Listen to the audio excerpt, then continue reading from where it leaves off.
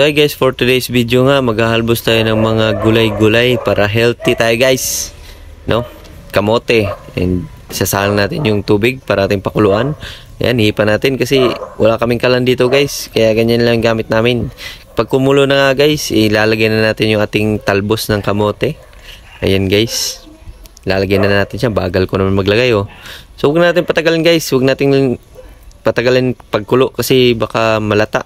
Sunod natin yung talong at okra natin guys. Yan. Habang naghihintay tayo ng talong at okra na maluto guys, igagayatan natin yan ng kamatis. Tsaka syempre ng sibuyas guys. Yan. So lagyan natin ng bagoong guys. Bagoong isda yan guys. Dito sa amin ang tawag ay ginamos. Tapos lagyan natin ng kalamansi guys. And gayatan na rin natin ng konting sili guys. Ayan. Konti lang yun guys kasi baka manghangan kayo masyado guys pag ako ang kumain ng manghang guys. So haluin natin lang na haluin. Hanggang sa okay na yung lasa.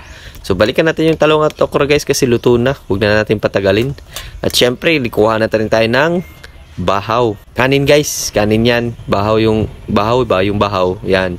So ganyan na yan guys. Kain tayo guys!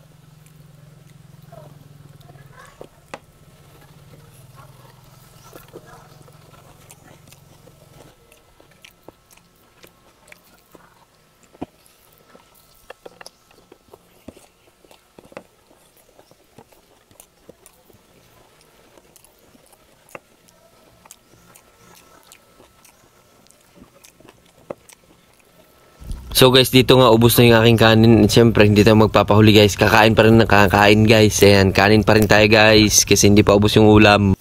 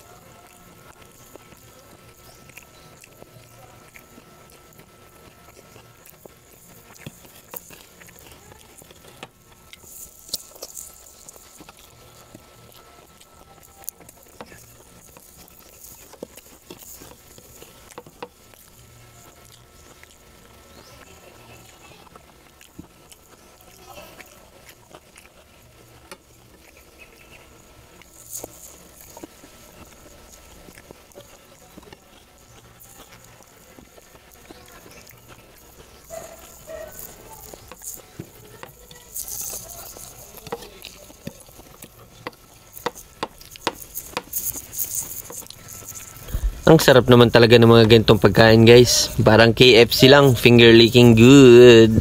Ayan, nakadalawang bulos tayo ng kanin, guys. Ayan, simot sarap.